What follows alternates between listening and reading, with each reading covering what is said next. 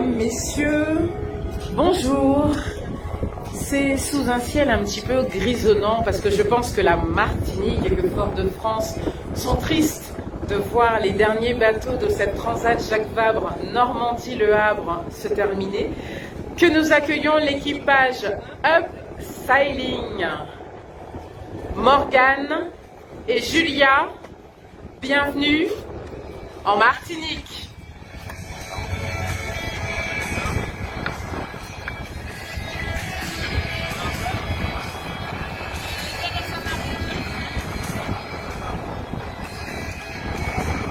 Voilà, après 27 jours de navigation depuis leur départ au Havre le 7 novembre dernier, nous accueillons sur le ponton d'honneur du village d'arrivée en Martinique l'équipage Up Sailing, Morgane et Julia.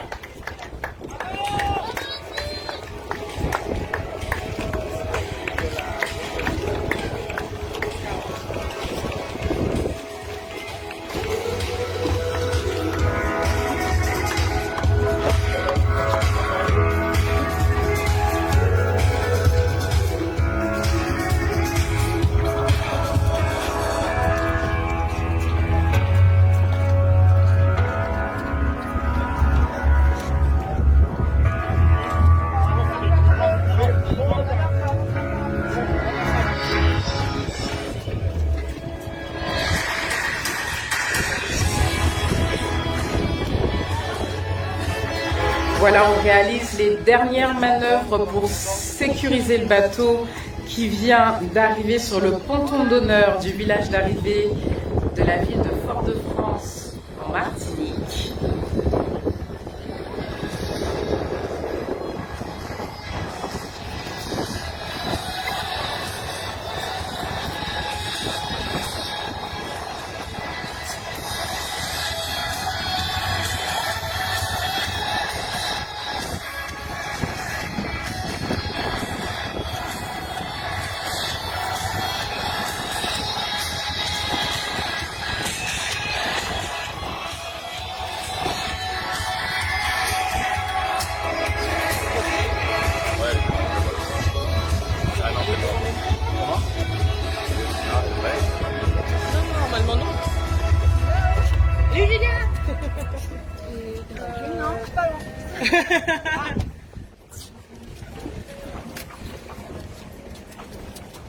Tiens, je te mets à gauche. Il en manque une, non?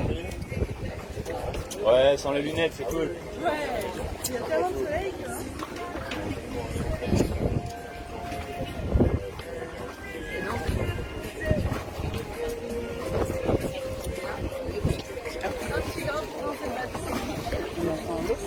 Ouais, on a tous au flash. La deuxième? Oui, Julia.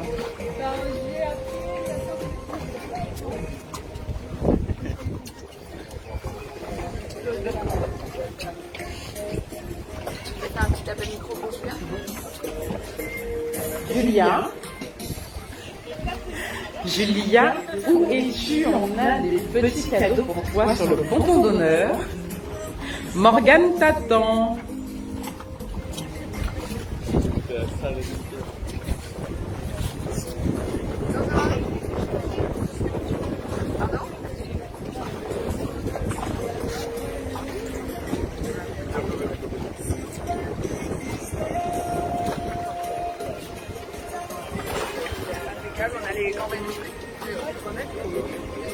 Alors en attendant, Julia, Morgane,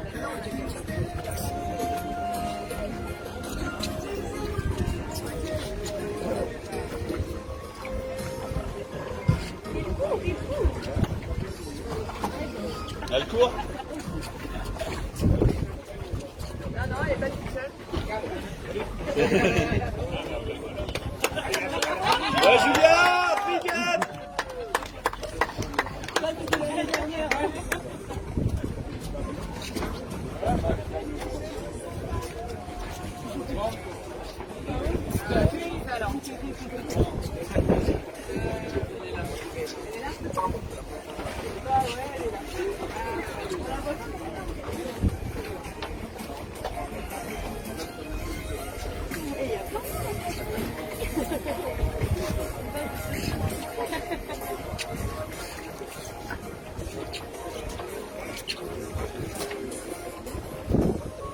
Tu crois qu'on peut dire?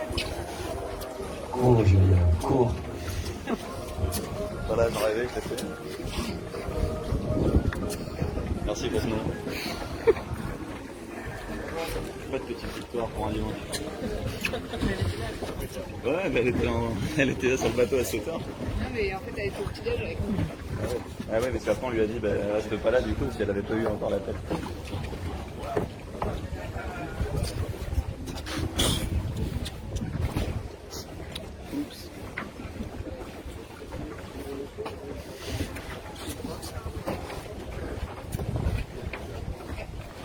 Alors ça fait maintenant 27 jours qu'elles sont en mer. Je pense qu'on peut prendre le temps d'attendre Julia qui nous rejoint, qui arrive pour qu'on puisse leur remettre leur cadeau de bienvenue.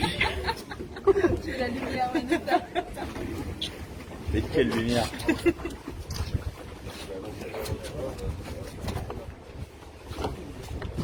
Alors il y a un petit peu de monde aujourd'hui avec nous pour l'arrivée des derniers bateaux de cette transat. Et là voilà. Voilà, l'équipe est au complet. On vous applaudit à nouveau. Félicitations pour cette traversée. On sait qu'elle a été éprouvante. Bienvenue à vous en Martinique. On va vous remettre vos petites corbeilles de fruits. Caroline Caron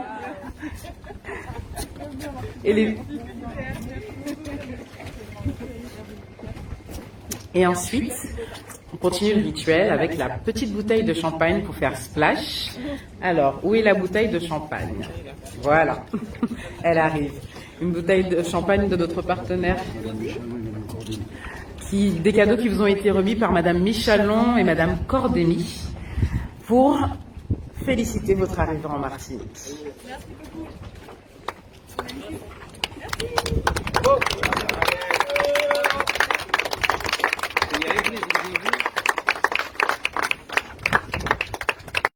Mais on aimerait bien quand même un petit splash.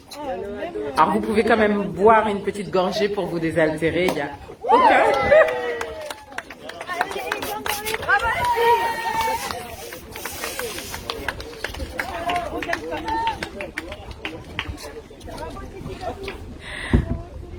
Voilà, merci. Puis on va recueillir vos premières impressions avec Nadège pour que vous puissiez un petit peu nous raconter comment s'est passée cette traversée. Bienvenue en Martinique, vous êtes arrivé hier soir, donc vos premiers sentiments à votre arrivée? Un sentiment de délivrance après de longs jours d'attente. C'était plus long que prévu, donc c'est vrai que les derniers jours étaient longs. Voilà, plein de sentiments mélangés, beaucoup de bonheur, beaucoup de plein de choses. Est-ce que vous pouvez revenir un peu sur votre parcours depuis le départ du Havre? Qu'est-ce qui a été le plus fort, le plus difficile? Je dirais les premiers moments de pétole, c'était vraiment difficile parce qu'on n'était pas maître de notre vitesse. Les conditions météo étaient dures à appréhender et à anticiper. Il y avait très peu de vision à long terme avec ces bulles sans vent. Les choix stratégiques étaient très difficiles. On a eu un moment de soulagement et de grande satisfaction après le Cap Finistère où on a pris une option plus ouest et on a dépassé beaucoup de bateaux. Ça, c'était un peu notre moment de gloire de la course. Et juste après ce moment, il y a une grosse bulle anticyclonique au nord du Cap-Vert. Et là, tous les bateaux qu'on avait dépassés nous sont passés devant. Donc ça a été plus dur. Après au Cap-Vert, on était assez contente de nos choix. Donc avant le Cap-Vert, on a déchiré notre spi lourd. Donc là, c'était un peu le début de la fin. Il nous restait un grand spi, mais pour des conditions jusqu'à 20 nœuds de vent. Donc on savait que ça allait être compliqué. Et après le Cap-Vert, il y a eu, quand on faisait nos routages, il y a eu deux routes très opposées, une option sud, une option nord. Et il y a eu un grand moment de doute, on a pris l'option sud où on a cru que ça allait être favorable et finalement ça ne l'a pas été tant que ça. On a déchiré notre spi léger, donc ça a été le début de la fin et on savait que ça allait être fini à partir de ce moment-là. On s'est accroché, on a réparé, on a passé plus de 20 heures la pommelle et l'aiguille à la main pour tout donner jusqu'au bout et essayer de mettre toutes les chances de notre côté avec la réparation de ce SPI, et puis on l'a mis, on a été satisfaite pendant un quart d'heure, on a contemplé nos réparations qui étaient magnifiques, et puis au bout d'un quart d'heure, crac, ça a repété. Donc voilà, mais jusqu'à la fin on s'est battu et on peut être fiers de nous. Et un petit mot justement sur le dos. Julia, plutôt habituée à des ascensions, mais il y a plusieurs skippers venant du ski qui ont dit que la mer et la montagne étaient deux mondes qui se rapprochaient. Donc je ne sais pas quel bilan vous tirez de cette aventure. C'est très proche dans la gestion de l'environnement, on va dire, une manière de hiérarchiser un petit peu les décisions. Et puis voilà, c'est d'être toujours en observation de ce qui se passe, de l'évolution, de se positionner par rapport à ça, ça ressemble énormément à la montagne. Et puis je dirais en montagne, on dort pas beaucoup, mais en bateau encore moins, c'est la différence. Mais après c'est une question déjà de résistance un peu à tout ça, la fatigue, l'effort, et puis de résilience je dirais aussi, parce qu'on est très, très sujet à ce qui se passe autour, quoi. Donc il faut accepter et puis composer autour, donc ça reste un peu le même positionnement, la mer et la montagne, donc pas très surprise. Donc les prochains défis individuellement, un prochain départ sur une... Là c'est déjà objectif route dure. D'accord. Et moi, ça va être d'arriver à composer mer et montagne ensemble. C'est un gros défi, c'est pas simple. Donc voilà, il y a un peu de réflexion autour de ça. D'accord. Et pour conclure, si vous voulez dire un petit mot par rapport à Upselling, Unis pour la planète.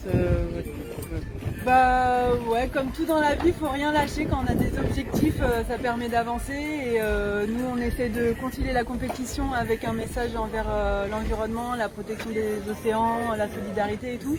Et du coup, ça demande beaucoup de travail pour arriver à nos fins. Donc voilà, il faut avoir du courage et rien lâcher.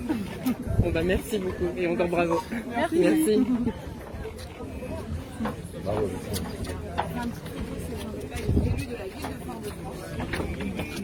Il est là.